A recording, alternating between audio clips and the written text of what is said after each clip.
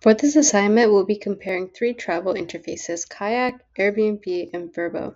We'll be critiquing the following three common tasks: searching for stays, comparing options, checkout, as a single user who wants to book a trip to Paris from March 3rd to the 19th of this year.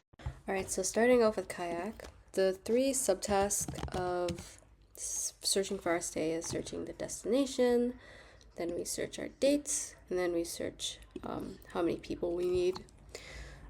We can see here that this one is really direct. This is because Kayak has managed to shorten the goal of execution by automatically executing the next logical step in the subtask for the user. This narrows the goal of evaluation as well, since it provides immediate visual confirmation of the next available action. Now, moving on to Vrbo. We have an identical setup. We select our destination. But wait, just stopping here, we can see that Vrbo does not automatically execute the next logical step. This makes the search function feel less direct because the goal of execution is wider than Kayak.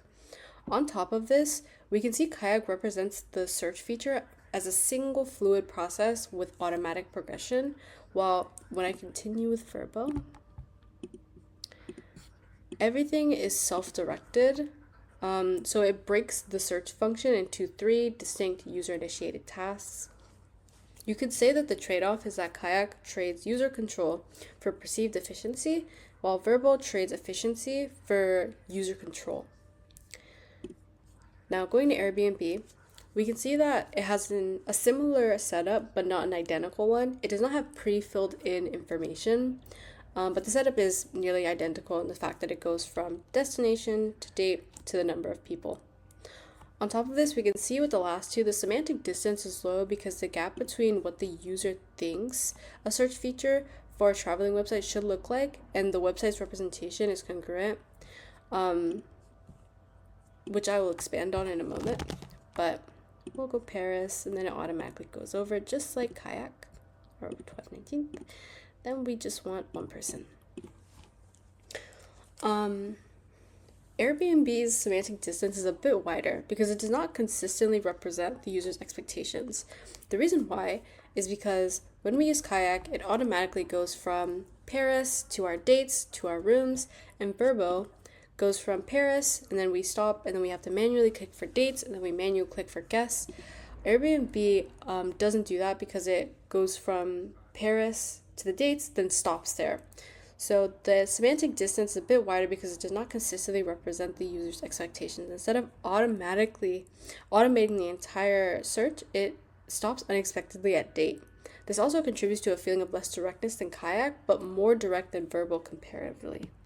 Once users complete the initial search, their goal shifts from finding places to stay in Paris to comparing options, which introduces new subtasks such as saving listings, revisiting them, and evaluating trade-offs across neighborhoods, prices, and amenities.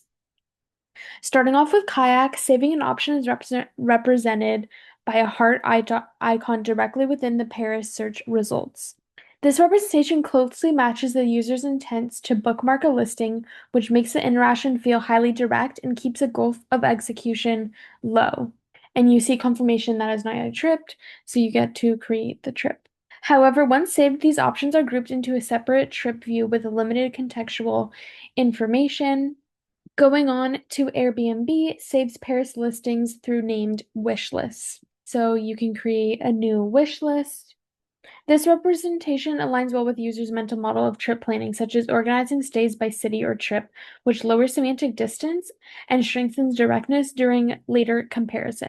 This trade-off is that the interaction requires additional steps when saving, slightly increasing the goal of execution in the moment. And lastly, Vrbo saves pairs comparisons properties visually consistent within the search results and map view, like clicking to heart this one. You can have saves booked in the trips panel.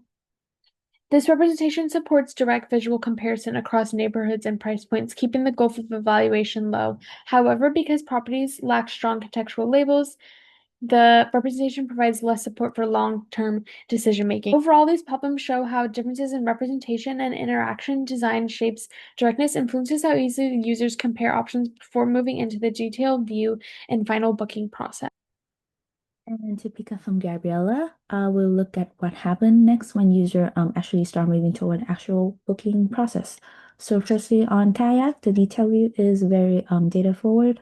The price, the rating, and the CTA set your room buttons it plays at the very top, making the listing very easy to understand without scrolling and exploring the evaluation at first for me as user.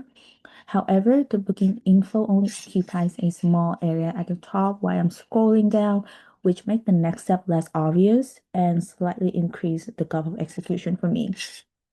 On the other hand, Airbnb use a similar hero layout, but they push pricing and the booking actions a little bit lower on the page. This gave a more immersive experience in my opinion, but it widens the curve of evaluation because key actions are invisible right away. Airbnb, but they balance this out with a sticky looking panel that stays visible as you scroll, which I really like, keeping the gov of execution low. I don't have to jump back and forth for information. And they also have a sticky secondary navbar, also improve directness by allowing me to quickly jump to another section. On the third, verbal detail views sit really close with Airbnb. They use a clean section-based layout and again a booking summary that stays visible on the right. They keep both directness and the gulf of execution low with this layout since the next step is always clear. They are less immersive than Airbnb in my opinion, but the site is more visual and easier to scan than Kayak text heavy layout.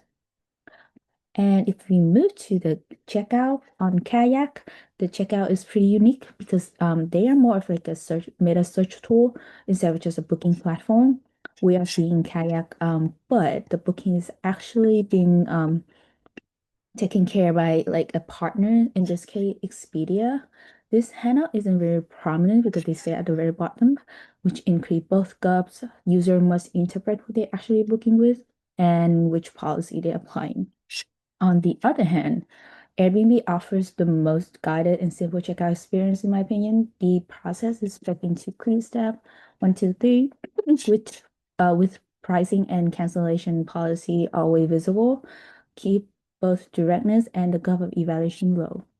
And finally, for verbal, the checkout fall between the two platforms, but they're using simple two-step flow with a consistent summary on the right.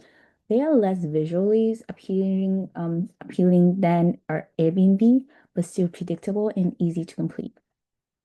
But in the end, while all the platforms support the same booking task, difference in layout, directness, and how they manage to cover evaluation and execution create very different user experience, shaping how easily user can understand listing and confidently complete a booking experience.